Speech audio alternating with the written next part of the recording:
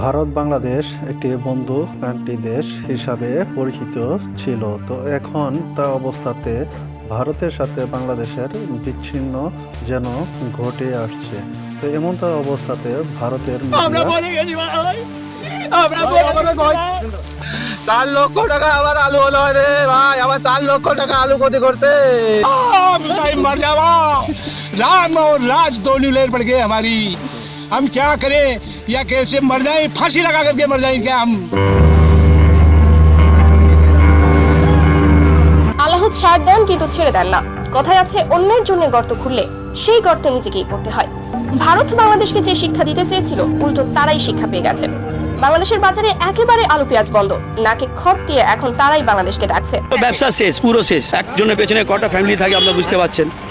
আমরা কি করব, আমাদের নিজে মাথা কাজ করছে না। ধসে পড়েছে ভারতের কৃষি এবং বাণিজ্য খাত। মোদী সরকারের ভুল কূটনীতির কারণে ক্ষোভে ফুঁসছে ব্যবসায়ী এবং কৃষক সমাজ। কান খুলে শোন বলছি, আজ বিজেপি দাঙ্গাবাজ, আমজনতা বলছে দেখো মোদি দাদু চিটিংবাজ। বাংলাদেশি ক্রেতাদের অভাবে ভারতের ব্যবসায় মুখ থুবড়ে পড়েছে, আর কৃষকদের পণ্য গুদামে পচে যাচ্ছে। ভারত এতদিন ধরে নিজেদের ক্ষমতা জাহির করে বাংলাদেশকে শিক্ষা দিতে চেয়েছিল, কিন্তু বাস্তবে নিজেরাই বড় শিক্ষা পেয়ে গেছে। বাংলাদেশের সাথে শত্রুতা বাড়িয়ে আজ ভারতের অর্থনীতি ধ্বংসের মুখে। পশ্চিমবঙ্গের নিউ মার্কেট থেকে শুরু করে মুম্বাইয়ের বড় বড় ব্যবসা এখন চরম সংকটে।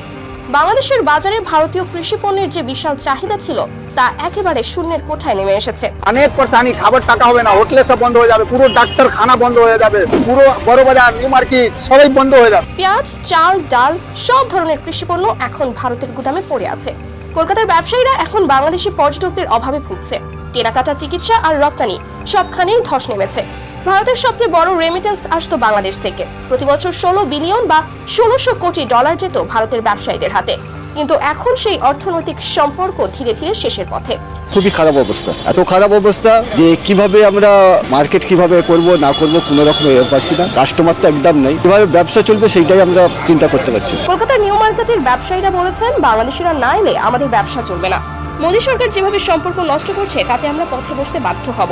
এখন প্রশ্ন হলো, মোদী সরকারের ভুলের খেসারত কি পুরো ভারতকে দিতে হবে? বিরোধী দলগুলো একজোট হয়ে বলছে, এই ফ্যাসিস্ট সরকারকে না হারালে দেশের ভবিষ্যৎ অন্ধকার। আমরা বাংলাদেশ, পাকিস্তান, ভারত একটা একটা দলবদ্ধ হয়ে আমরা যে কাজটা করছি, এটা খুবই খারাপ কাজ করছি। সবাই মিলেমিশে থাকা উচিত আমার পক্ষে, কিন্তু এরা যেটাই করছে এটা খুব অন্যায় কাজ করছে। এটা কিন্তু এরপর থেকে দেখতে পেয়েছেন, এই ঘটনার পর থেকে 5ই আগস্টের বাংলাদেশের দ্রব্যমূল্যের কাঁচামালের দাম ধীরে ধীরে কমতে শুরু করেছে। যেন বাংলাদেশ এখন খুবই ভালো দিকে